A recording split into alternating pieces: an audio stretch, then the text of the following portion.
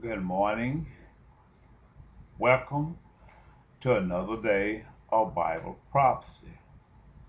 Bible Prophecy 2011. My name is Prophet Curly Brazil. I am a modern day prophet sent by God, preparing the way for the return of Jesus Christ. Uh, I want to bring to you this morning a part from yesterday's recording. Uh, I believe it's part 9 in Bible prophecy. Well, I want to take you back to my childhood as I was growing up. Remove this because of my phone. Okay, during my upbringing, there were things that I noticed about my surroundings and the environment upon which I was placed in.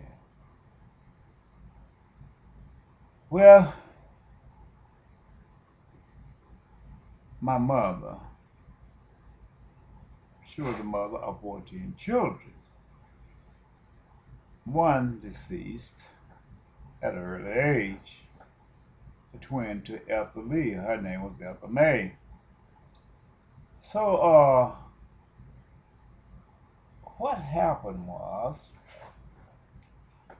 as I would follow behind her, as she would be making a garden, she would give me some of her seeds, a little pumpkin seeds or whatever she had left over after she get through planting. She noticed that I was just a, I called the train, or the tail part of a garment as watching everything she do. And she'd be out there in the garden, other children and siblings be somewhere playing or something, but I would be the only one out there following behind her in the garden. My mind was that of a curiosity. I always wondered how things you put it in earth and you would wait. But there was not enough time in the day when she gave me my seed. I would go out there and watch them from the first day I put them in. I would sit out there at the garden and watch them to see that life come up out of the earth. And once they burst to earth and the dirt move and the seed becomes life and begin to come out of earth, I would go and take me a little something and pick the dirt out around it to help it come up out the earth. Because I was fascinated with life as it grew out of the earth. I was fascinated with the little young bugs that crawled upon the earth. But at the same time, I was fear of the little small serpent. I was scared of them when I saw them crawling across the sand. But I was fascinated with the life of earth. Now, what I want to tell you is there's something about wisdom that contained me in its grasp.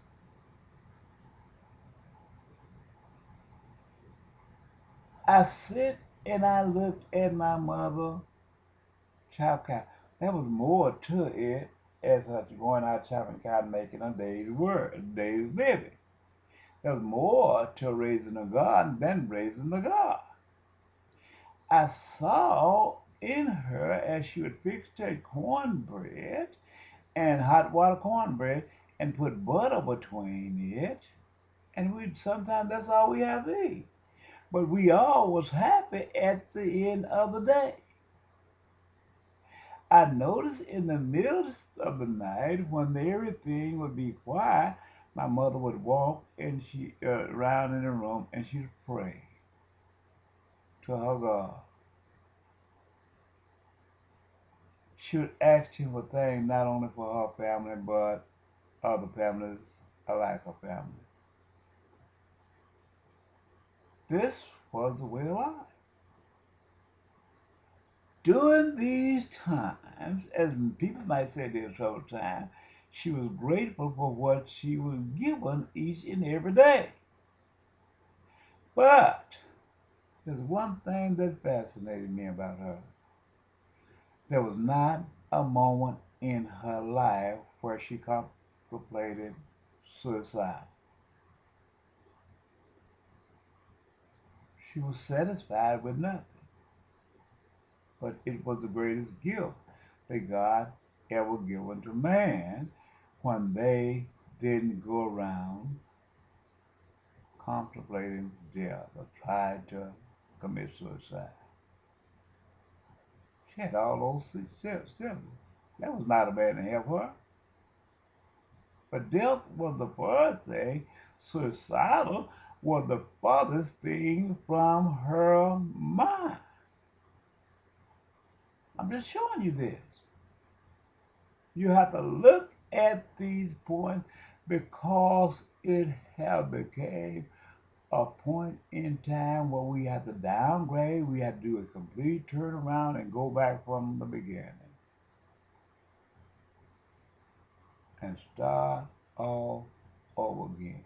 Because somehow we veered off from the path which God put in place for us. Well, at the end of the day, she praised God. I just heard the other day that this young man played for the Chicago Bears, I believe it was. They alleged he committed suicide. Had the world. But there's another story where we see, I've watched throughout history, that all these people seem to have it all, they committed suicide. What was so different from the mindset of our mother who had nothing and these people who had accomplished greatness in the earth? That one lived to the fullest of life and the other one committed suicide who seemed to have everything, who had the richness and the fat of the earth delivered to them on a platter, but at the end of the day, they committed suicide. This have happened. Well, you go and look at the drug dealers. Plague, here you come way. They came out last night barking like dogs, trying to get my attention. Black guy, young black guy. Ooh, oh, hey, talking real loud. They didn't have to talk that loud to talk to each other, but they trying to tempt me and trying to get my attention. In other words, I don't buy drugs from them. They can't sell me drugs. I don't do drugs. And as I said before, what do I need drugs for? But they out there trying to get my attention to fabricate a lie on me. I'm just showing you this because this is where we got to go. We got to go and we got to address that drug dealers and his purpose. We got to address the God that he served and the habitat upon which they live in. They're never satisfied. They want money, and they live money, dream money. Every day they drink the dream of money until they have to get out at night to sit around the black neighborhood, not and bark like dogs to try to get your attention in the middle of you'll end up in the house resting from your day's work or whatever you're doing. But they get out there and bark like dogs. I mean, doing something to attract your attention by keeping up